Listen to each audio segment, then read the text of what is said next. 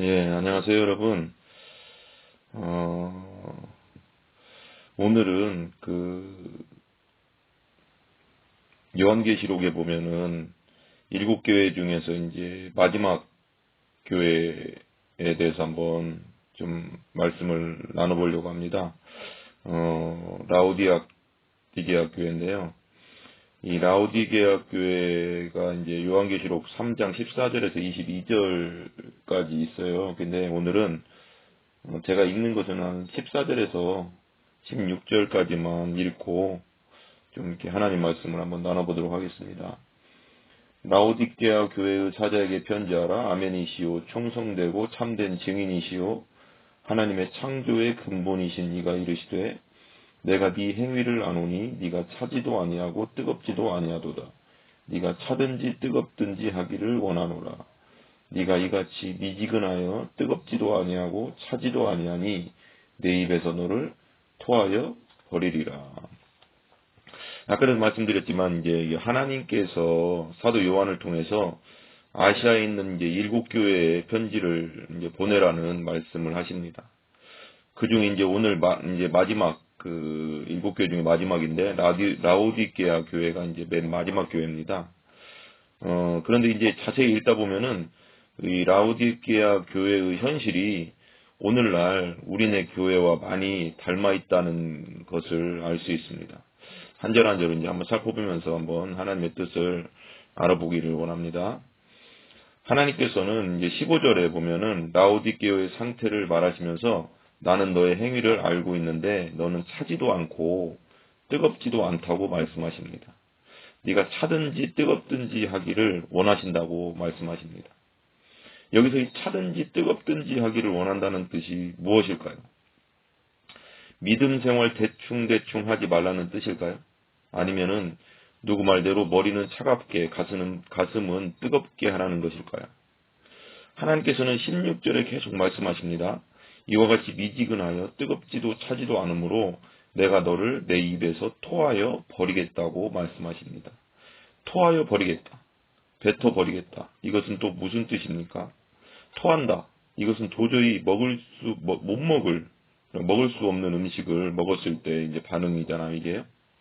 이것을 예수님 입장에서 한번 생각해 본다면 도저히 라오디게아 교회의 행태를 두고 볼 수 없다는 뜻이 아닐까요? 라오디게아 교회에 무엇이 그토록 예수님의 심경을 건드리는 것일까요? 라오디게아 교회에 무엇이 도대체 예수님이 토해 버릴 정도로 역겹게 만드는 것일까요? 구약 성경을 읽다 보면은 그 하나님께서 이스라엘 백성들의 죄 짓는 것에 질려서 그 기도를 받지 않겠다고 말씀하신 내용이 있어요. 예레미야 7장 16절인데 쉬운 성경으로 보면요. 예레미야야 너는 이 백성을 위해 기도하지 마라. 그들을 위해 부르짖지도 말고 무엇이든 구하지도 마라. 그들을 구해 달라고 빌지도 마라. 네 기도를 들어주지 않겠다. 또 이런 말씀도 있어요. 그 제사를 받지도 않겠다고 한 그런 말씀도 있거든요. 한번 읽어보겠습니다. 말라기서 1장 10절 세번역 성경인데요. 너희 가운데서라도 누가 성전문을 닫아 걸어서 너희들이 내 제단에 헛된 불을 피우지 못하게 하면 좋겠다. 나는 너희들이 싫다. 나 만군의 주가 말한다. 너희가 바치는 제물도 이제 나는 받지 않겠다. 17절을 보면 그 이유를 조금 더 알 수 있을 것 같습니다. 오늘 말씀 17절이요. 너는 부자라서 부유하여 부족한 것이 없다고 말하지만 네 자신이 비참하고 불쌍하고 가난하고 눈멀고 벌거벗은 사실을 모르고 있다는 사실입니다. 이게 무슨 뜻입니까? 이 라오디게아 성도들이 자기 자신을 보는 눈과 예수님이 라오디게아 성도들을 보는 눈이 완전히 반대라는 것이죠. 너희들은 너희들 자신이 부자라서 부족한 것이 없다고 하는데 예수님 보시기에는 완전히 불쌍하고 가난하고 눈멀고 벌거벗은 상태에 있다는 사실입니다. 뭐가 문제입니까? 왜 이리도 예수님과 라오디게아 성도들 사이에 신앙에 대한 갭이 큰 것입니까? 그것도 조금의 입장 차이가 아니라는 것입니다. 이것은 극과 극 정반대의 입장 차이니 이게 무엇이란 말입니까? 제가 보건대 이 라오디게아 교인들은 실제로 현상적으로는 부자인 것은 맞습니다. 그 당시 라오디게아라는 이 도시는 이제 금융업과 직물 제조업이 발달했으며 AD 60년경에는 이 라오디게아 이 도시에 큰 지진이 일어나서 그러니까 라오디게아가 이제 다 이렇게 막 건물들이 무너진 거예요. 많이 무너지고 그래서 좀 많이 이렇게 힘든 상태였습니다. 그때 당시 로마 제국 시대니까 로마의 재건 그 구제금을 로마에서는 이제 재건 구제금을 줘서 그 도시를 이제 재건하려고 했어요. 다시 세우려고 했는데 그 구제금을 받지 않았다고 합니다. 자신들 스스로 도시를 재건할 수 있다라고 하고 자신들이 재건했다고 합니다. 그래서 그 정도로 이제 그 물질적으로나 모든 면에서 이제 부유한 도시예요. 도시 자체가. 그들의 부유한 상태를 이 상태를 보면서 알 수 있는 내용입니다. 이로 보건대 라오디게아 교회의 상태도 부유한 상태였을 것입니다. 그런 사람들이 왔을 테니까 교회에 그 최고급 대리석으로 장식한 큰 교회 건물에 최신식 음향시설, 최고급 영상시설, 최고급 인테리어, 뭐 이런 등등, 그리고 자신들의 집도 하나님의 축복을 받아서 부족함 없이 해놓고 살았을 것입니다. 그런데 예수님께서는 그들의 외모를 본 것이 아니라는 게 중요한 겁니다. 여기서. 이 라오디게아 교회 성도들의 영적인 상태를 보시고 있다는 겁니다. 예수님께서는. 겉모습을 보는 게 아니라. 예수님은 우리의 외모, 부자인가, 좋은 차를 탔는가, 좋은 집에 사는가, 뭐 60평, 70평, 100평짜리 좋은 아파트에 사는가, 몇십억짜리 뭐 건물에 사는가, 좋은 건물, 뭐 최고급 인테리어에 있는 집에 사는가, 뭐 그런 거에 관심이 없어요. 그것은 사람이 보는 거예요. 그런 것은 우리 이렇게 사람이 보는 거지. 만물이 다 예수님의 것인데 그것을 볼 이유가 없잖아요. 이 세상 모든 것이 주인이 예수님이신데 뭘 보겠어요. 그런 걸 겉모습을. 그분은 우리의 중심을 보신다는 겁니다. 사무엘상 우리가 잘 알죠. 이 말씀. 사무엘상 16장 7절에 보면 이제 그 다윗을 왕으로 이제 사무엘이 왕으로 세울 때 이제 그 모습인데 여호와께서 사무엘에게 이르시되 그의 용모와 키를 보지 말라.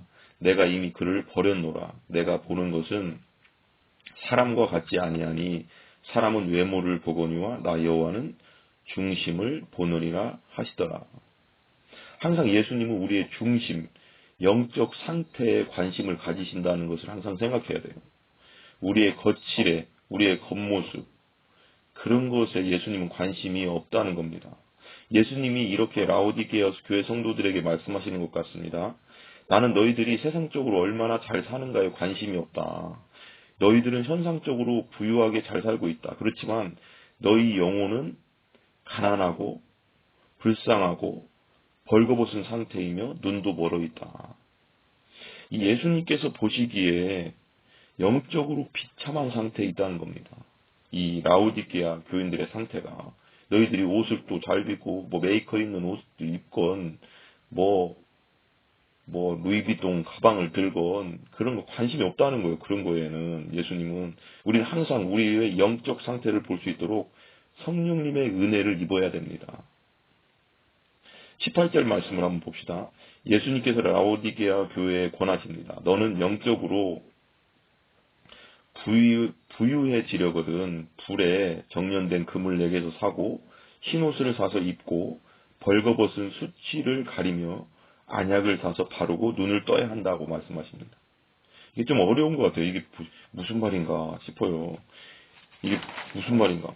불에 정련된 금, 또 흰옷, 안약, 이게 다 무슨 말씀입니까? 무슨 말씀이 참 어렵습니다. 금, 옷, 안약. 그들은 이렇게 생각할 수도 있습니다. 라오디게아 교인들은 이 말씀을 들으면서 금과 옷과 안약에 대해서 이렇게 생각할 수 있어요. 나 돈 많은데요, 예수님. 예수님께서 말씀하신 이 금과 옷과 안약, 제가 제 돈으로 충분히 살 수 있는데요. 그리고 이것들은 지금도 내게 충분히 있는데요. 이게 되게 중요한 거예요. 육적인 사람들은 영적인 예수님의 말씀을 알아듣지 못합니다. 예수님께서는 영적으로 말씀하시는 경우가 많거든요. 거의 대부분 많은 것 같아요. 영적으로 이렇게 말씀하시는데, 육적으로, 우린 사람들은 육적으로 그걸 받아들여요. 보이는 현상적인 것밖에 모르니까, 영적인 세계를 모르니까요. 이 세상의 눈으로 예수님의 말씀을 해석하려고 한다면 절대 이해할 수도 없고 깨달을 수가 없습니다. 세상의 눈으로 예수님의 말씀을 절대 해석할 수가 없어요. 요한복음 3장에 보시면, 요한복음 3장 유명하잖아요. 니고데모가 예수님을 찾아왔을 때 하나님께서 보내시지 않았으면 당신 이런 기적을 행할 수 없다. 막 니고데모가 그러니까 예수님께서 이제 예수님께서 말씀하신 내용이 있잖아요. 거듭나야 한다고. 거듭나야 한다는 말씀을 이제 못 알아듣잖아요. 이 니고데모가. 여기서 금은 무엇일까요, 도대체? 한번 차근차근 한번 생각해 봅시다, 한번. 이 금은 영원히 변하지 않는 것의 상징이라는 거죠. 그렇다면 예수님께서 주시는 영원히 변하지 않는 것은 무엇일까요? 예수님께 사서 사라는 그 금 뭘까요? 또 이런 말도 있잖아요. 금 같은 믿음이란 말도 있잖아요.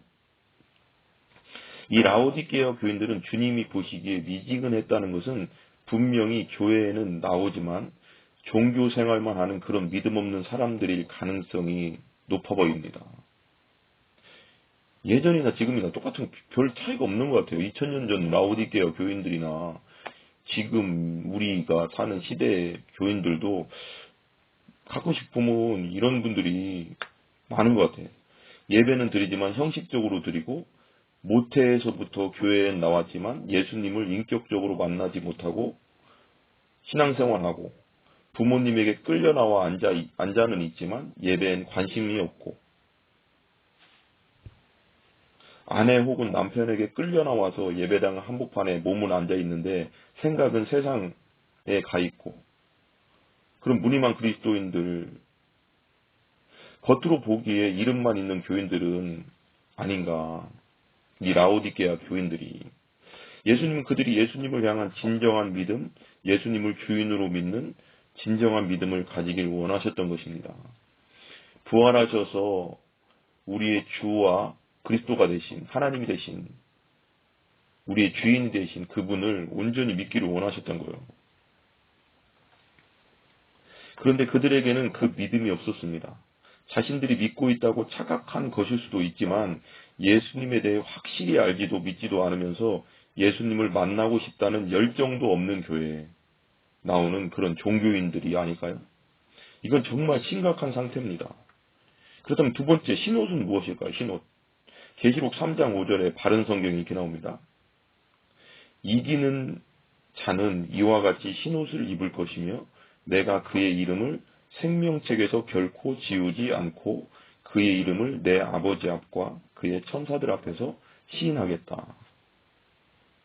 위의 말씀에 의해 본다면 흰옷은 우리의 구원과 관련된 것 같습니다. 구원과 관련된 것 같아요. 이사야 64장 6절에 보면은 또 이런 말씀 나옵니다. 무릇 우리는 다 부정한 자 같아서 우리의 의는 다 더러운 옷 같으며 우리는 다 잎사귀 같이 시들므로 우리의 죄악이 바람같이 우리를 몰아가나이다. 위에서는 우리의 의는 다 더러운 옷 같다고 말하고 있습니다. 흰옷은 성결, 깨끗함, 죄사함과 관련된 것 같습니다. 이것을 쉽게 쓴다면 이 라오디게아 교인들 중 많은 사람들이 스스로는 이렇게 생각했을 수도 있어요. 나는 구원받았어. 그래서 나중에 나는 천국까지 죽으면 천국 간다. 라고 말하고 다니고 자기 스스로도 확신을 가지고 있을 수도 있어요. 그렇지만 예수님 보시기에 그들은 구원받지 못한 상태인 것 같습니다. 천국 백성이 아닌 것 같아요. 또한 세 번째 안약은 무엇입니까? 이 당시 라오디게아라는 이 도시에는 안약이 생산되고 있었습니다. 예수님께서는 그들이 주위에서 잘 볼 수 있는 것으로 예를 들고 있다는 것입니다. 지금 예수님께서 말씀하십니다. 네 눈이 밝아지려거든 내게서 안약을 사서 눈에 발라라. 이 육에서 난 것은 육이고 영에서 난 것은 영입니다. 육에서 난 사람, 한마디로 거듭나지 못한 자연인은 절대 영적인 세계를 볼 수 없습니다.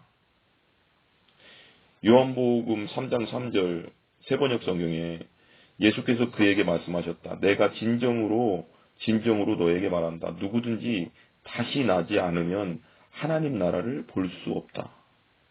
여기 다시 나지 않으면이란 이 말씀을 다르게 번역하면 위로부터 나지 않으면, 하나님께로부터 나지 않으면, 거듭나는 것은 부활하신 예수님을 주인으로, 구세주로, 성령님을 통해 바로 알고 믿을 때 생기는 것입니다. 그렇지 않으면 우리는 절대 영적인 눈이 뜨이지 않을 뿐 아니라 예수님의 실체를 바로 알 수도 없는 영적 맹인, 영적 봉사가 되는 것입니다. 이것은 분명합니다. 육에서 난 것은 육이고 영에서 난 것은 영이기 때문입니다. 요한복음 3장 6절 세번역 성경에 육에서 난 것은 육이요 영에서 난 것은 영이다. 그러니까 그렇습니다. 우리는 예수님께서 주신 안약, 그 하늘의 안약을 사서 내 감긴 영의 눈에 발라 영의 눈이 활짝 열릴 때 하나님, 예수님, 성령님의 실체를 그리고 하늘나라의 실체를 온전히 체험하고 볼 수 있는 것입니다. 19절에 예수님 말씀을 봅시다. 한번. 예수님께서 말씀하십니다. 나는 내가 사랑하는 사람을 책망하고 징계한다. 그러므로 너는 열심을 내고 회개하라.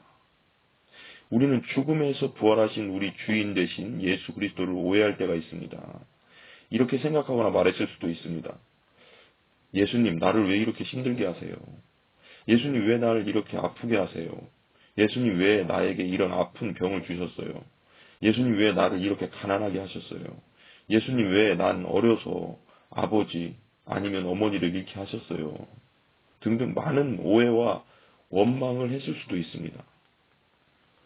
그렇지만 19절 말씀에 의하면 예수님은 사랑하는 사람을 책망하고 징계하신다고 말씀하십니다. 그리고 바로 뒤에 너는 열심을 내라. 그리고 회개하라고 말씀하십니다. 회개, 메타노이아라고 하는 것은 무엇입니까? 너의 가는 길은 틀렸어. 이런 말이죠. 그러니까 너의 가는 길은 틀렸어. 그러니 나 하나님께 완전히 턴해서 돌아오라는 것 아닙니까? 이 라오디게아 교인들이 하나님 보시기에 잘못 가고 있다는 것입니다. 너의 신앙생활을 보니까 그저 예배드리고 그저 기도하고 그저 하고 있는데 열심을 내라는 것입니다. 여기서 근데 이 라오디게아 교인들과 현 시대 교인들을 이렇게 잘 생각해 보면은 많은 부분 닮은 게 있어요. 그러니까 이 현 시대 봐보세요. 보면은 교회는 정말 화려하거든요. 건물도 잘 지어놓고 진짜 그 안에 음향, 영상 시설, 의자 완전 진짜 어떻게 보면 삐까뻔쩍 하거든요. 근데 영적으로는 많이 피폐해진 것 같아요. 요즘 현 시대가. 그러니까 예수님께서 현 시대 보고도 라오디게아처럼 니들이 영적으로는 죽어 있다라고 말할 것 같아요. 기복주의, 인본주의, 세속주의로 물들어 있고 진짜 말씀과 복음으로 온전히 무장되어야 진짜 영적으로 사는데 그렇지 않으니까 겉으로는 화려한데 그리고 우리의 삶도 화려한데 영적으로는 갈급한 거예요. 피폐한 거예요. 그러면서 몰라 그걸요. 자기 자신의 영적 상태를 모르는 거예요. 성령님께서 그런 분들의 영의 눈을 활짝 열어서 하나님을 보게 해주시기를 간절히 기도합니다. 너의 신앙생활을 보니까 그저 예배드리고 그저 기도하고 그저 하고 있는데 열심을 내라는 것입니다. 하나님을 향해 열심을 내라. 예수님을 향해 열심을 내라. 성령님을 향해 열심을 내라. 다른 영혼의 구원을 위해 전도하는데 열심을 내라. 부활의 증인으로서 열심을 내라. 그리고 지금까지 미지근했던 너 자신의 상태를 돌이키고 회개하라고 말씀하십니다. 20절을 한번 볼까요? 예수님께서 말씀하십니다. 보아라, 내가 문 밖에 서서 두드리고 있다. 누구든지 내 음성을 듣고 문을 열면 나는 그에게로 들어가서 그와 함께 먹고 그는 나와 함께 먹을 것이다. 이 사랑의 예수님은 항상 우리를 기다리고 계십니다. 항상 돌아오길 기다리고 계세요.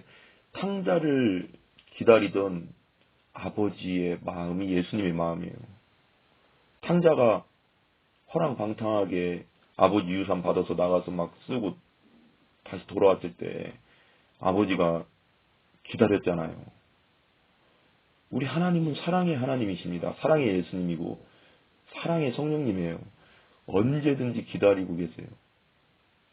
돌아오기만 하면 됩니다. 두려워하지 말고 돌아오시기 바랍니다. 사랑의 예수님은 항상 우리를 기다리고 계십니다. 그것도 우리 가장 가까이 마음 몸 밖에서 말입니다. 우리가 항상 그 사랑에 응답하는 성도들이 되어야겠습니다. 우리가 그분을 실망시키지 말아야겠습니다. 그분과 더불어 함께 먹고 마십시다. 항상 그분의 기쁨이 되도록 열심을 다하는 우리가 됐으면 좋겠습니다. 감사합니다.